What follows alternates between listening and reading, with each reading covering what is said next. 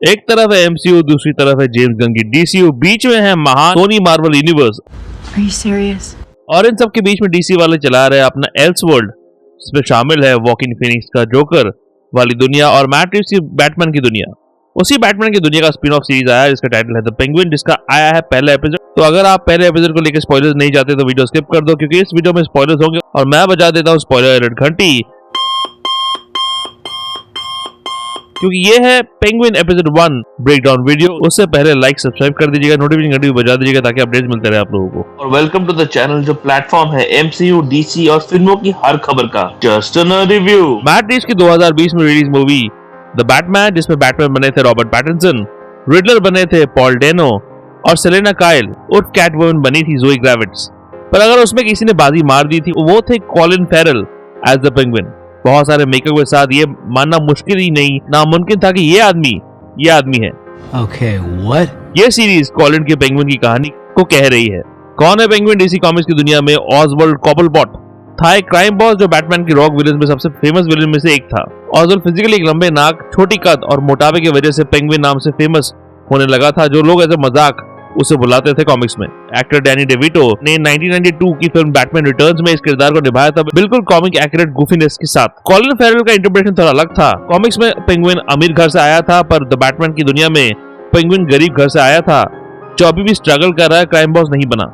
एक मॉबस्टर है इस दुनिया में अभी भी पेंगुइन के अलावा उसे ऑस के नाम से भी बुलाया जाता है। फिल्म में वो क्राइम बॉस कारमाइन फैल्कोनी के लिए काम करता है, पर आखिर तक रिडलर ने फैल्कोनी को मार दिया, जिसने उसके ऑर्गेनाइजेशन में एक लीडरशिप वैक्यूम खड़ा कर दिया है, जिसका फायदा ऑज उठाना चाहता है। सीरीज की शुरुआत उसी सीन के साथ होती है जिससे द बैटमैन फिल्म एंड हुई थी। ऑज एक बिल्डिंग के अंदर खड़े होकर गॉथम सिटी के तरफ देख रहा है, जो फ्लड वाली सिचुएशन रिडलर के ब्लास्ट की वजह से बैटमैन फिल्म के एंड में दिखाया गया था। गॉथम अभी भी उसी से जूझ रहा है। उस फ्लड सिचुएशन को कई बार दिखाया जाता है और एक दो बार रिफर भी किया गया। इनफैक्ट उस फिल्म के क्लाइमैक्स के सीन्स यहाँ एज ए न्यूज ब्रेक के हिसाब से दिखाया गया है।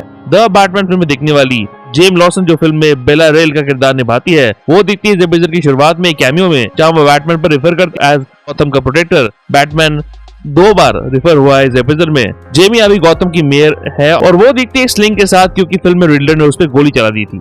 रिडलर पर कुछ रेफरेंसेस होते हैं इस एपिसोड में, और एक आदमी रिडलर के मास्क में भी दिखता है एक सीन में, जो दिखाता है कि रिडलर के भी सपोर्टर्स है इस गॉथम के वर्जन में। इनफैक्ट वो एक क्यूआर कोड के साथ भी दिखता है, जिसे स्कैन करने से हम पहुंच जाते हैं चैट में, जहां रिडलर के फॉलोअर्स रिडलर के काम को आगे बढ़ाने की बात करते हैं। चैट साइट के बाद एक और चीज आती है, एक न्यूज़पेपर आर्टिकल जहां एल्बर्टो फैल्कोनी का फोटो है। हेडलाइंस में लिखा है crime page well, heir to Falcone crime family parties about the wreckage, जहां बताया जाता है कि गौतम की बर्बादी और उसके पिता की मौत के कुछ ही दिनों बाद एल्बर्टो अपने अमीर फ्रेंड्स के साथ गौतम के क्लब में पार्टी करते हुए दिखाई दिया है। ये सीन जो इस फोटो में दिख रहा है वो इस एपिसोड में भी दिखाया गया है।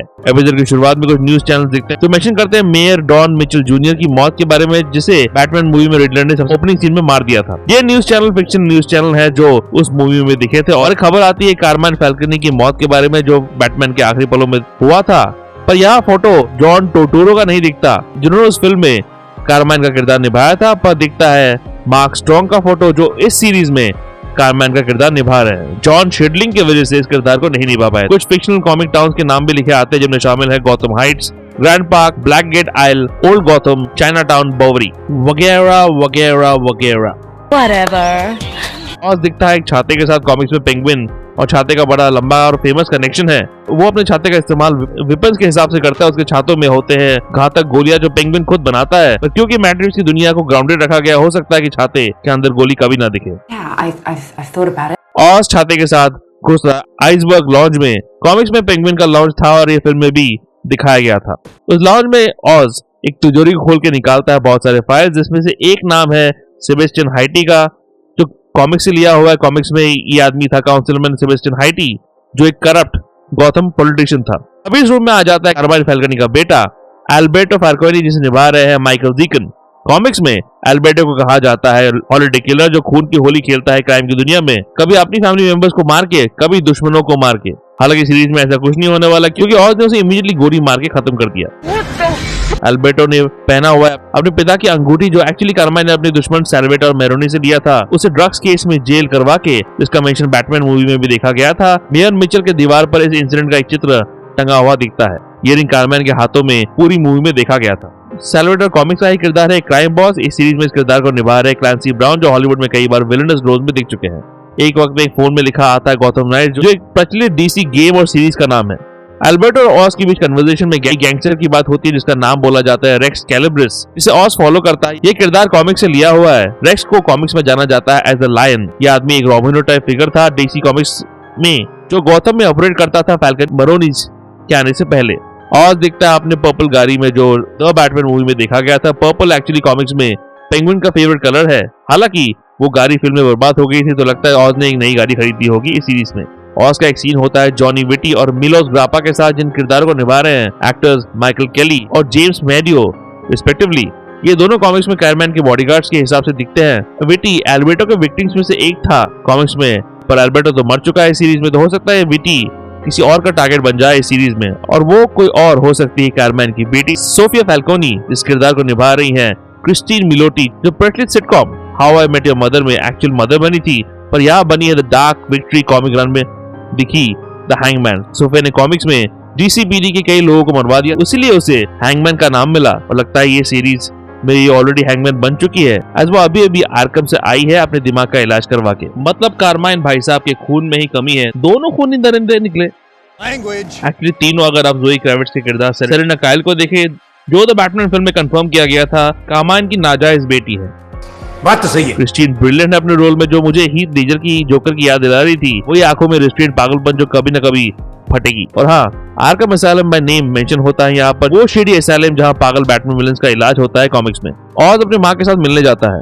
कॉमिक्स में पेंगुइन की माँ उसकी तरफ ओवर प्रोटेक्टेड थी, पर यहाँ उसकी माँ एक हार्ड टास्क मास्टर की तरह उसके अंदर की ईवल को जगा रही है। ऑज और उसकी माँ के बीच सीन इस एपिसोड का सबसे पावरफुल सीन है, जो हिंट करता है कि ये सीरीज पेंगुइन को एक मॉन्स्टर से बना देगा क्राइम बॉस। इसी सीन में पहली बार ऑज को उसके पूरे नाम से बुलाया जाता है, ऑजवर्ल्ड। जिस नेबरहुड में ऑज रहता है उसका नाम है क्राउन पॉइंट, जो जगह कॉमिक से लिया हुआ है, और वो जगह बैटमैन के आखिरी पलों में हुए फ्लड से सबसे ज्यादा अफेक्टेड हुआ है। ऑज जब अपने घर में बैठा हुआ होता है, एक गाना बजता है जो 1946 की फिल्म गिल्डा स्टारिंग रीता हेवर्ड का गाना है। गाने के बोल है put the blame on me.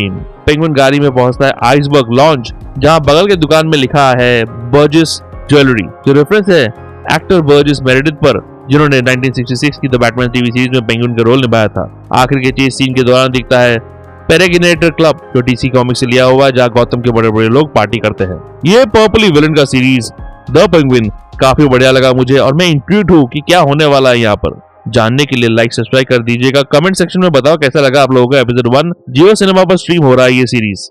MCU की नई सीरीज आगथा ऑल अलोंग के पहले तो एपिसोड का ब्रेकडाउन आखिर में है, और ऐसे डीसी रिलेटेड ब्रेकडाउन के लिए देखते रहिए जस्ट एन रिव्यू। रिव्यू के अपडेट्स के लिए और छोटे बड़े स्निपेट्स के लिए फॉलो कीजिए ऑन ट्विटर @ProNerdyView201 में, और ProNeedDiaryBlogspot.com में भी आपको अपडेट्स मिल जाएंगे।